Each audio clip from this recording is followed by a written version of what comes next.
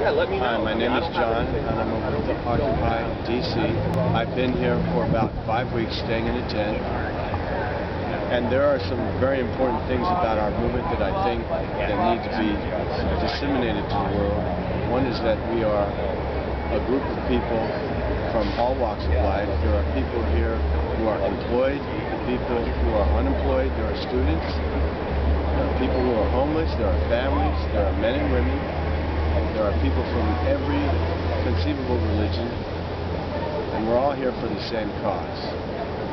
That cause is that the economic conditions of our country cannot be sustained as the status quo. We have a Congress that is too married to corporate interests, to banking interests. Those banking interests and corporate interests are almost entirely centered around gathering wealth for the top 1%. We have a cliche, which is called the 99%.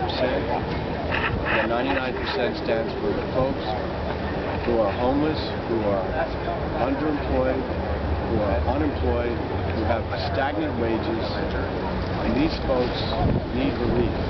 Part of that relief is going to come from our government being disconnected from processes and policies with corporations and banking institutions that need to be rewritten or changed altogether. Banking institutions and corporations need to start putting common sense in policy decisions, because profiting at the expense of people is just not viable any longer. We're in the process of fighting two wars. We have many people who are coming back from these wars, young men and women who are unemployed and looking for employment. Veterans, by far, have the highest rate of unemployment.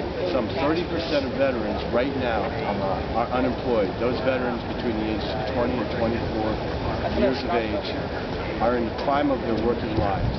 They cannot find work. Furthermore, we have plenty of veterans who are disenfranchised from the system. Corporations are not hiring these people. Even our Congress itself has the lowest rate of veterans serving in the history of the United States.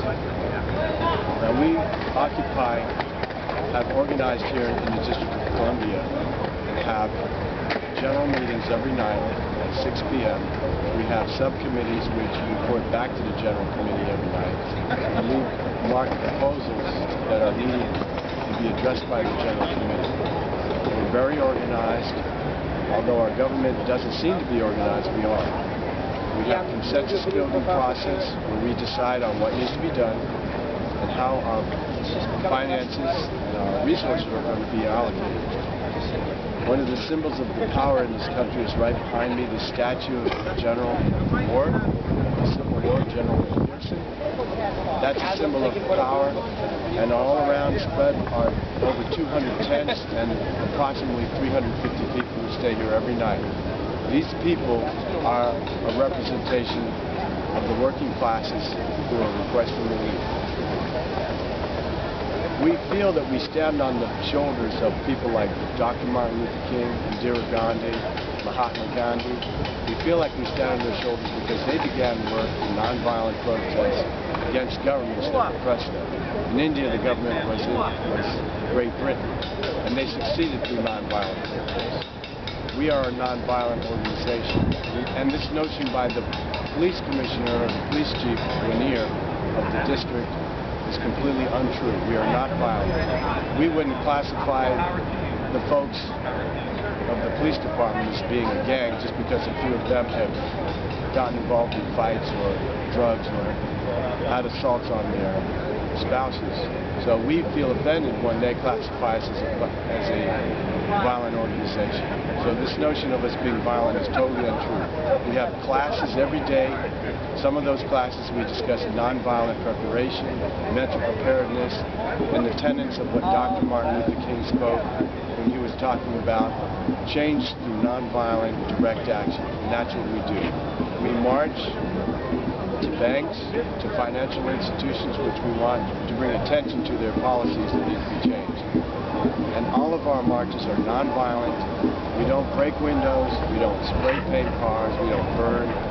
We peaceably, we speak out, And we are affecting change. We know that our message is getting through to the press because we're reading it in newspapers. The press has been by here many times to ask us what we're doing in environmental